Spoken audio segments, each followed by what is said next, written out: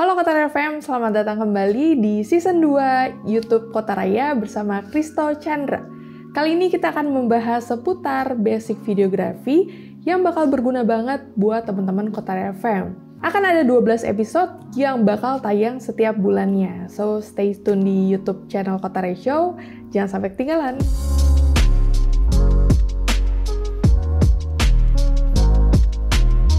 Ketika mulai belajar rekam video, biasanya itu kita mulai bingung dengan pergerakan kamera.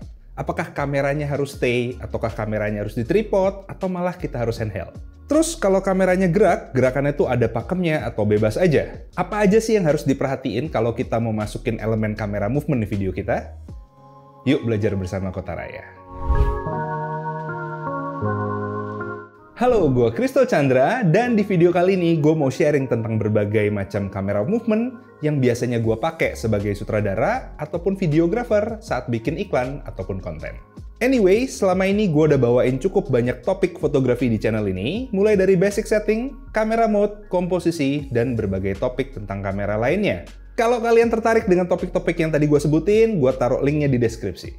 Jadi pergerakan kamera yang standar itu sebenarnya cukup sederhana. Jadi kameranya bisa noleh kanan, noleh kiri, atas, bawah, maju, mundur, dan sebagainya.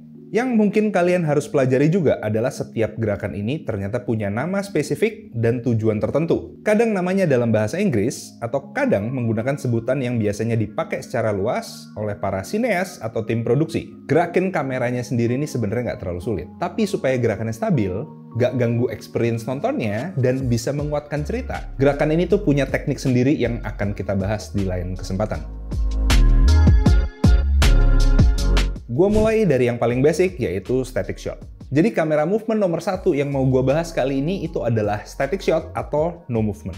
Shot 1 ini tuh adalah sebuah shot yang paling simple, paling jujur, dan meskipun sekarang ada berbagai peralatan canggih untuk membuat kameranya bisa bergerak secara dinamis dengan segala efek yang gokil, static shot itu tetap digunakan secara luas. Static shot itu biasa digunakan secara luas untuk dialog. Di toko sebelah nggak boleh ngutang. Untuk menunjukkan hubungan antara subjek dengan lingkungannya atau setting lokasi. Juga bisa untuk menonjolkan sebuah act atau perubahan situasi penting yang terjadi dalam sebuah frame. Dan dengan static shot, director dan DP itu bisa bermain komposisi yang kuat yang menambah kesan imersif dalam sebuah film atau video. Di luar penggunaan film, static shot itu biasanya juga bisa digunakan buat podcast, interview, time-lapse, atau bahkan YouTube edukasi kayak gini. Basically, kalian bisa menggunakan static shot untuk apapun karena kemudahan syutingnya. Tinggal pasang kamera di tripod atau alat rigging lain dan rekam. Tips dari gua saat menggunakan static shot adalah gunakan untuk shot yang ada pergerakannya atau ada actionnya dalam sebuah frame. Kalau kalian beli sebuah tripod yang penggunaannya untuk video, biasanya kalian akan mendapatkan tripod head yang bentuknya kayak gini. Tripod head kayak gini biasanya memungkinkan pergerakan kamera secara dua aksis, yaitu ke atas bawah dan juga kiri kanan. Untuk pergerakan kamera yang sifatnya horizontal ke kiri kanan kayak gini, ini disebut pan, atau panning kalau misalnya kata kerjanya. Dan kalau misalnya pergerakannya atas bawah kayak gini, ini disebut dengan tilt. Untuk pan, ada 3 macam variasi yang biasanya sering digunakan, yaitu slow pan, di mana sesuai namanya, pergerakan kameranya itu cukup pelan. Lalu yang kedua ada standard pan.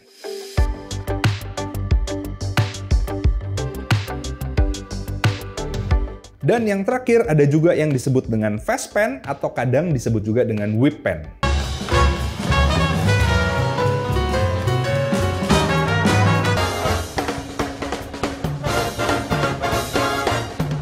Pan movement ini biasa digunakan untuk mengikuti pergerakan subjek. Bisa juga digunakan untuk menunjukkan setting yang lebih luas, untuk scene revealing, dan juga untuk menunjukkan dua hal yang terjadi secara bersamaan dalam sebuah scene.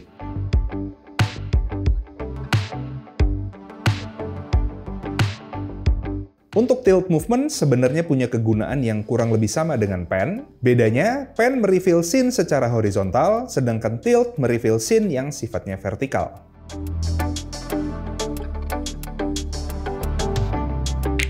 Pan dan tilt itu bisa kalian lakukan secara handheld kayak gini, tapi supaya footage yang kalian hasilkan itu stabil, gue menyarankan kalian bisa menggunakan tripod atau gimbal. Footage yang stabil ini krusial dalam sebuah video, supaya nggak bikin audiens pusing dengan pergerakan kecil yang ada di video kita, yang biasanya disebut dengan micro jitter. Movement berikutnya yang mau gue bahas adalah roll, dan roll ini nggak bisa gue gabung dengan pen down tilt. Karena biasanya movement roll ini membutuhkan rigging yang lebih rumit, dan nggak bisa pakai tripod head yang tadi gue udah sebutin. Kalau kalian syutingnya pakai kamera mirrorless atau bahkan smartphone, kalian bisa dengan mudah menggunakan 3-axis gimbal untuk melakukan roll movement kayak gini. Rolling movement biasanya digunakan di awal scene untuk sebuah revealing scene, atau terkadang roll movement ini juga bisa digunakan dengan setting lokasi yang unik di mana subjek atau dunianya emang mengalami rotasi. Sedikit tips dari gua, kamera movement yang satu ini itu sebenarnya bikin feeling disorientasi yang kuat, jadi audiens kalian atau penonton kalian itu akan sedikit tidak nyaman nontonnya. Gunakan sudut rolling yang tidak terlalu besar supaya perasaan uneasy-nya agak minimal dan durasinya nggak boleh terlalu lambat. Mungkin kalian udah sering dengar tentang pan, tilt, atau bahkan roll, tapi mungkin bisa jadi kalian tidak pernah dengar tentang pedestal movement. Pedestal movement ini adalah pergerakan kamera yang sifatnya naik atau turun, tapi tidak mengubah angle kamera kayak tilt. Kalau tilt movement itu sebenarnya pergerakan dari kameranya relatif diem, tapi angle dari kameranya itu bergerak naik dan turun. Penggunaan pedestal ini bisa untuk revealing scene, atau kalau misalnya dikombinasikan dengan set desain yang bagus, kita bisa bikin shoot yang seakan-akan menembus lantai, sehingga bisa menceritakan apa yang terjadi di dua lokasi secara bersamaan. Untuk shootnya sendiri, sebenarnya pedestal ini simple ya, jadi dia bisa naik ataupun turun secara handheld. Tapi kalau kalian hanya pakai tangan biasa dan tidak punya peralatan rigging yang proper, saat kalian naik dan turun ini bisa agak sedikit mengsle ke kiri ataupun kanan. Peralatan yang paling simple untuk pedestal shot ini adalah menggunakan slider yang diposisikan naik ataupun turun, dan kalau kalian ingin replikasi yang presisi, kalian bisa menggunakan slider yang motorized. So, tracking shot ini basically adalah sebuah shot yang mengikuti subjek. Biasanya dalam sebuah produksi video yang lebih proper, di mana budget memungkinkan untuk menggunakan reel dan platform yang disebut dolly, maka shot ini sering disebut juga dengan dolly shot. Untuk pergerakan kamera yang mendekat ke subjek kayak gini, itu biasanya disebut dengan track in atau dolly in, sedangkan yang menjauh ini disebut dengan track out atau dolly out. Tracking shot ini juga bisa bersifat menyamping yang disebut dengan side tracking. Kadang juga disebut dengan tracking atau crab shot. In overall, tracking shot ini biasa digunakan untuk menunjukkan perubahan state of mind dari subjek, mengemphasis atau menunjukkan suatu inflection point dari sebuah plot, atau menunjukkan hubungan subjek dengan lingkungan.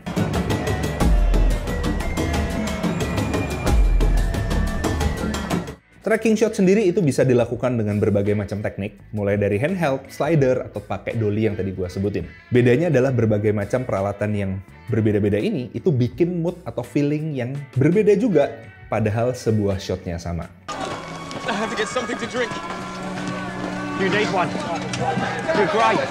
It's called all grey, can you see?